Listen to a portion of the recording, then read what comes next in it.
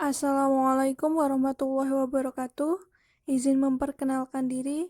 Nama Lutfia Rizky Yuniarti, NPM 20130539092 dari Program Studi Pendidikan Guru Sekolah Dasar kelas 2B.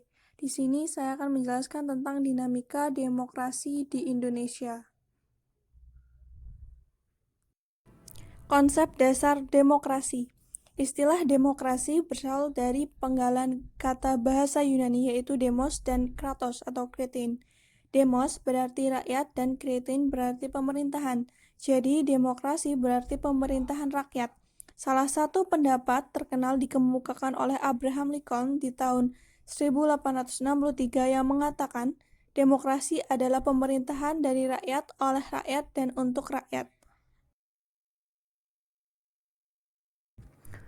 Menurut Kamus Besar Bahasa Indonesia, demokrasi merupakan istilah politik yang berarti pemerintahan rakyat. Hal tersebut bisa diartikan bahwa dalam sebuah negara, demokrasi kekuasaan tertinggi berada di tangan rakyat dan dijalankan langsung oleh mereka atau wakil-wakil yang mereka pilih di bawah sistem pemilihan bebas. Fungsi demokrasi. Fungsi demokrasi yang pertama yaitu sistem politik yang memberikan kekuatan untuk memilih pemimpin rakyat dan pemerintahan secara bebas serta adil dalam pemilihan umum.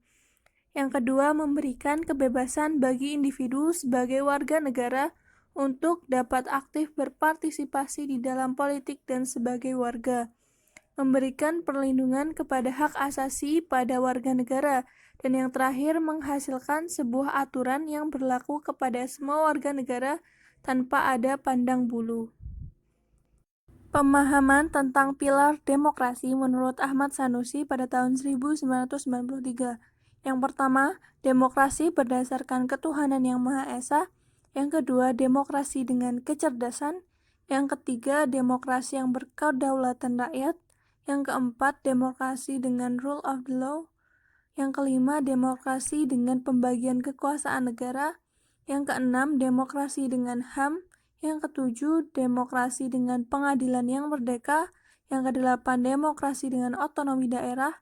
Yang kesembilan, demokrasi dengan kemakmuran. Dan yang terakhir, demokrasi yang berkeadilan sosial.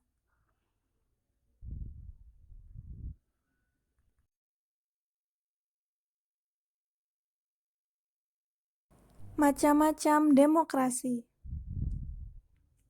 Yang pertama, demokrasi parlementer adalah suatu demokrasi yang menempatkan kedudukan dalam legislatif lebih tinggi daripada eksekutif. Kepala pemerintahan dipimpin oleh seorang Perdana Menteri. Yang kedua, demokrasi terpimpin. Setelah dikeluarkannya dekret tahun 1959, Indonesia kembali kepada Undang-Undang 1945. Namun, pada masa ini tidak sepenuhnya dilaksanakan. Presiden sebelumnya sudah mengeluarkan pernyataan tentang demokrasi terpimpin pada saat sidang Dewan Konstituante tahun 1956. Yang ketiga, demokrasi Pancasila. Masa ini, Presiden tetap mempunyai tugas dan wewenang sebagai kepala negara dan kepala pemerintahan dengan kekuasaan tidak terbatas. Ada konstitusi dan undang-undang di bawahnya yang membatasi Presiden membentuk kabinet kerja yang bertanggung jawab kepadanya untuk membantu menjalankan penyelenggaraan pemerintahan. Yang keempat, demokrasi Pancasila era reformasi.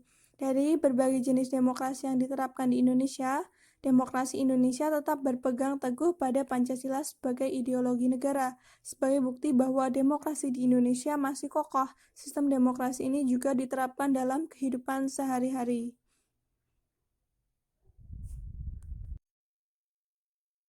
Pelaksanaan demokrasi di Indonesia. Pelaksanaan demokrasi di Indonesia pada periode tahun 1945 sampai dengan 1949.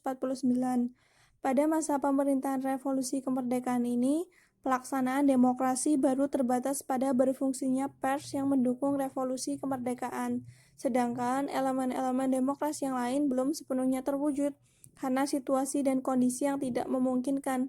Hal ini dikarenakan pemerintah harus memusatkan seluruh energinya bersama-sama rakyat untuk mempertahankan kemerdekaan dan menjaga kedaulatan negara agar negara kesatuan tetap hidup.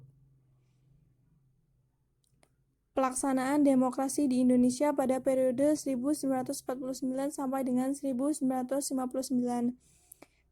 Periode kedua pemerintahan negara Indonesia Merdeka berlangsung dalam rentan waktu antara 1949 sampai dengan 1959. Pada periode ini terjadi dua kali pergantian Undang-Undang Dasar.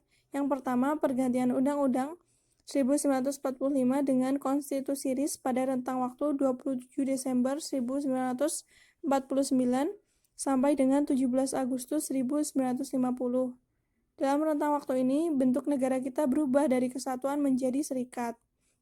Kedua, pergantian Konstitusi RIS dengan Undang-Undang Dasar sementara 1950 pada rentang waktu 17 Agustus 1950 sampai dengan 5 Juli 1959. Periode pemerintahan ini, bentuk negara kembali berubah menjadi negara kesatuan.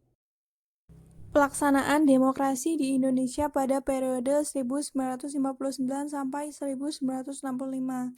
Kinerja Dewan Konstituante yang berlarut-larut membawa Indonesia ke dalam persoalan politik yang sangat pelik. Negara dilingkupi oleh kondisi yang serba tidak pasti, karena landasan konstitusional tidak mempunyai kekuatan hukum yang tetap, karena hanya bersifat sementara. Selain itu juga situasi seperti ini memberi pengaruh yang besar terhadap situasi keamanan nasional yang sudah membahayakan persatuan dan kesatuan nasional. Pelaksanaan demokrasi di Indonesia pada periode 1965 sampai dengan 1998. Visi utama pemerintahan Orde Baru adalah melaksanakan Pancasila dan Undang-Undang secara umum dan konsekuen sebagai kritik terhadap Orde Lama yang dianggap telah menyimpang dari Pancasila. Era baru dalam pemerintahan yang kemudian dikenal sebagai Orde Baru dimulai setelah melalui masa transisi yang singkat, yaitu antara tahun 1966 sampai dengan 1968. Era dengan konsep demokrasi Pancasila yang memberikan secerca harapan bagi rakyat Indonesia, terutama yang berkaitan dengan perubahan-perubahan politik dari yang bersifat otoriter pada masa demokrasi terpimpin di bawah Presiden Soekarno. Pelaksanaan demokrasi di Indonesia pada periode 1998 sampai dengan sekarang. Demokrasi yang diterapkan pada era reformasi ini adalah demokrasi Pancasila. Setahun kemudian, yaitu pada tanggal 7 Juni 1999, dilaksanaan pemilu umum yang demokratis. Pertama, pemilu yang dilaksanakan jauh lebih demokratis dari yang sebelumnya. Sistem pemilu yang terus berkembang memberi jalan bagi rakyat untuk menggunakan hak politiknya dalam pemilu. Bahkan puncaknya pada tahun 2004, rakyat bisa langsung memilih wakilnya di lembaga legislatif dan presiden atau wakil presiden pun dipilih secara langsung.